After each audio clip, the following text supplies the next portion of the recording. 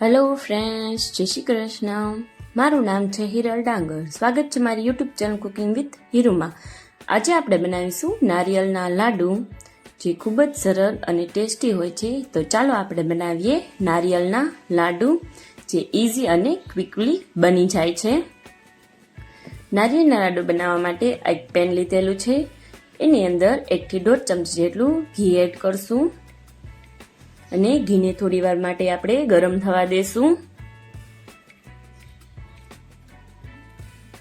ઘી આપણું ગરમ થઈ ગયું છે.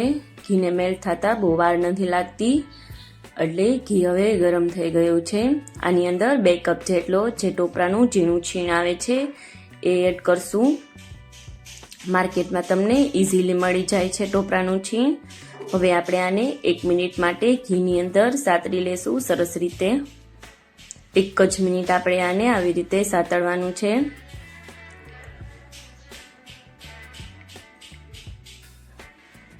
સરસ રીતે શેકાઈ ગયું છે. 1 જ મિનિટ આપણે આને આવી રીતે શેકવા દેવાનું છે, ઝાઝી વાર નહીં.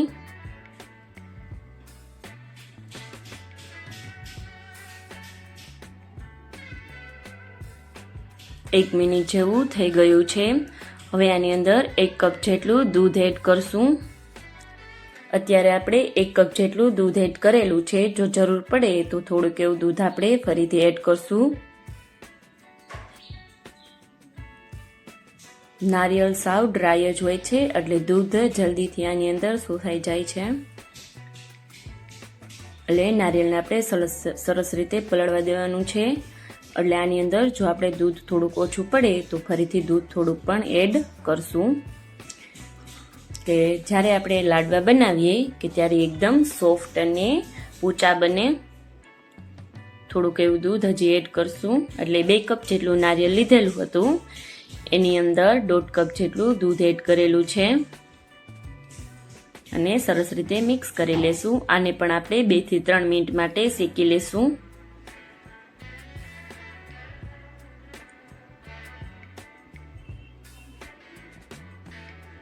ગેસની ફ્લેમ આપણે સ્લો જ રાખેલી છે, નહીતર આપણે નારિયેળ છે એ બળી જશે અને નારિયેળનો કલર ચેન્જ થઈ જશે.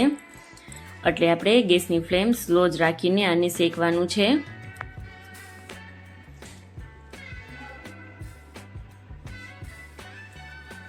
તમે જોઈ શકો છો કે સરસ રીતે શેકાઈ ગયું છે. હવે આની અંદર ખાંડ એડ કરશું. 2 કપ જેટલું ટોપરું લીધેલું હતું, એટલે 1/4 કપ જેટલી ખાંડ લીધેલી છે. તમે તમારા ટેસ્ટ પ્રમાણે ખાંડ લઈ શકો છો, વધારે કે ઓછી.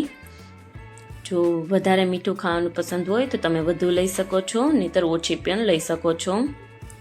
હવે આપણે આને સરસ રીતે હલાવતા રહીશું અને ખાંડનું પાણી થાય એ બળી જાય ત્યાં લગી આપણે આને હલાવતા રહીશું. આ નારિયેળના લાડુ છે, આને આપણે 3 જ વસ્તુથી બનાવેલા છે. એટલે તમે આને જો ફરાળમાં ખાવા હોય તો પણ તમે ફરાળમાં પણ ખાઈ શકો છો. અને અત્યારે રક્ષાબંધન આવી રહી છે, તો તમે રક્ષાબંધનમાં પણ બનાવી શકો છો તમારા ભાઈ માટે. અને આ ઇઝી અને ક્વિકલી, એટલે કે 5 થી 7 મિનિટની અંદર જ લાડુ બની જાય છે. વધારે મહેનત નથી થતી અને ઘરની જ સામગ્રીઓમાંથી આ લાડુ આપણે બનાવી શકીએ છીએ. કે જ્યારે કોઈ પણ મહેમાન આવી જાય અચાનક, તો તમારે લાડુ કે કંઈ સ્વીટમાં બનાવવું હોય તો તમે આ રીતની આ રેસીપી બનાવી શકો છો, કે જેથી કરીને જલ્દીથી બની જાય છે અને સરળ પણ છે.